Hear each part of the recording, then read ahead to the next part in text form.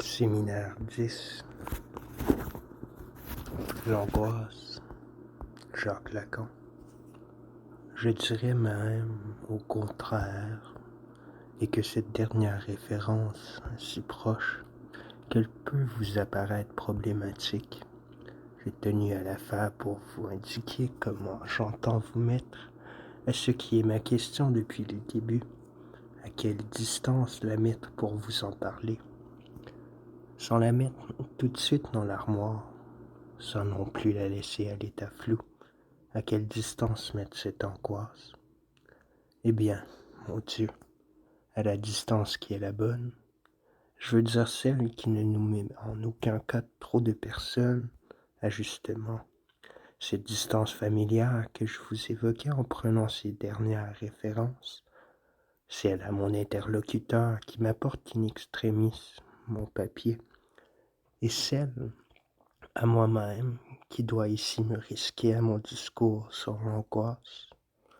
Nous allons essayer, cette angoisse, de la prendre sous le bras. Ça ne sera pas plus indiscret pour cela. Ça nous laissera vraiment à la distance opaque, croyez-moi, qui nous sépare de ceux qui nous sont les plus proches. Alors, entre ce souci et ce sérieux, cette attente, est-ce que vous allez croire que c'est ainsi que j'ai voulu la cerner, la coincer? Eh bien, détrompez-vous. Si j'ai tracé au milieu de ces trois termes un petit cercle avec ses flèches écartées, c'est pour vous dire que si c'est là que vous la cherchiez, vous verriez vite que si jamais elle a été là, l'oiseau s'est envolé. Elle n'est pas à chercher au milieu. Inhibition, symptômes, angoisse, tel est le titre, le slogan sous lequel, à des analystes, apparaît, reste marqué, le dernier terme de ce que Freud a articulé sur ce sujet.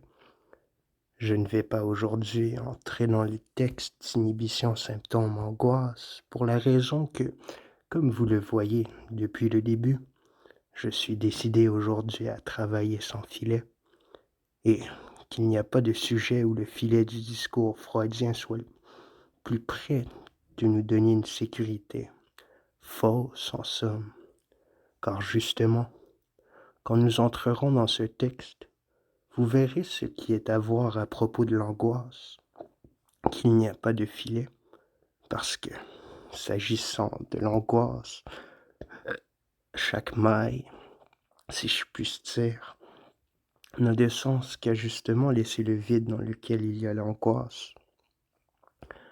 Dans le discours, Dieu merci, d'inhibition, symptômes, angoisse, on parle de tout sauf de l'angoisse. Est-ce à dire qu'on ne puisse pas en parler? Travailler sans filet évoque le funambule. Je ne prends comme corde que le titre. Il saute, si je puis dire, à l'entendement que ces trois termes ne sont pas du même niveau. Ça fait hétéroclite, et c'est pour ça que je les ai écrits ainsi, sur 3 lignes et décalés, pour que ça marche, pour qu'on puisse les entendre comme une série. Il faut vraiment les voir comme je les ai mis là, en diagonale, ce qui implique qu'il faut remplir les blancs. Je ne vais pas m'attarder à vous démontrer ce qui saute aux yeux.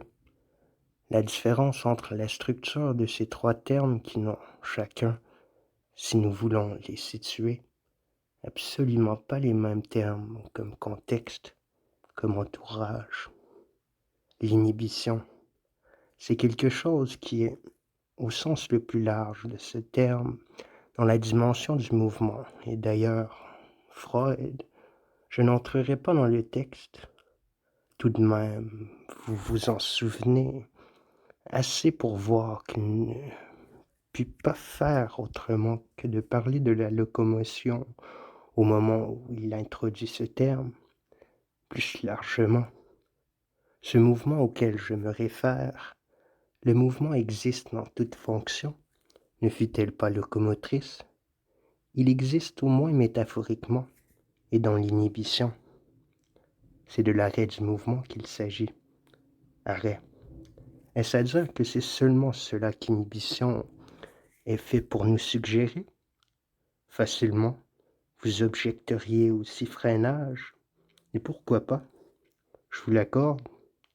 Je ne vois pas pourquoi nous ne mettrions pas dans une matrice qui doit nous permettre de distinguer les dimensions dont il s'agit dans une notion à nous si familière.